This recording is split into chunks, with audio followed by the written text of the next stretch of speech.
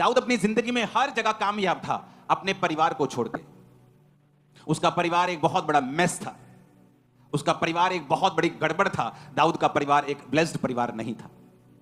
उसका रीजन था दाऊद का बैतशेबा के साथ पाप करना, हित्ती उरिया को मरवाना, और उसके बाद परमेश्वर का श्राप उसके परिवार के ऊपर आया कि तूने किसी का परिवार खराब किया है, अब तेरा परिवार भी खराब होगा। तूने किसी के परिवार के ऊपर तलवार चलाई है, आज अब से तेरे परिवार के ऊपर भी तलवार चलाई जाएगी। और बाइबल कहती है दाऊद का बड़ा बेटा अबशालोम उसकी अपनी ही टीम के द्वारा खत्म कर दिया गया, क्योंकि उनकी लड़ाई हुई, आपस में बड़ा युद्ध हुआ।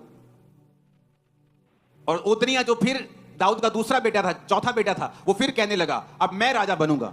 और बाइबल कहती है दाऊद की एक नेचर के बारे में कि दाऊद ने बचपन से लेके उसको जवानी तक कभी उदास नहीं किया था।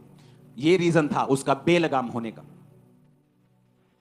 आज कुछ माएं बच्चों को कुछ नहीं कहती, नहीं जी बच्चा है, पहले बच्चा है कुछ नहीं कहती, नहीं जी जवान हो गया कुछ करना लगे, फिर जवानी में कुछ नहीं कहती, फिर जब बड़ा हो जाता हाथ से निकल जाता फिर वैसे नहीं कुछ कह पाती।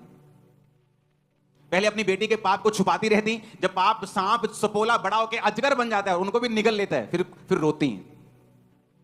आपके पास आज पावर है कि आप दूसरे के घर को खराब कर सकते हो, लेकिन वेट करो आपका भी समय फिर आएगा। आज आपके पास पावर है, आप किसी के पास चोरी कर सकते हो, इंतजार करो तुम्हारा भी समय आएगा जब तुम्हारी चीजें भी चुराई जाएंगी और तुम रोगे कि हो ये क्यों हो गया, ये कैसे हो गया, क्योंकि तुमने भी चुराया था जब तुम किसी ड्यूटी पर थे।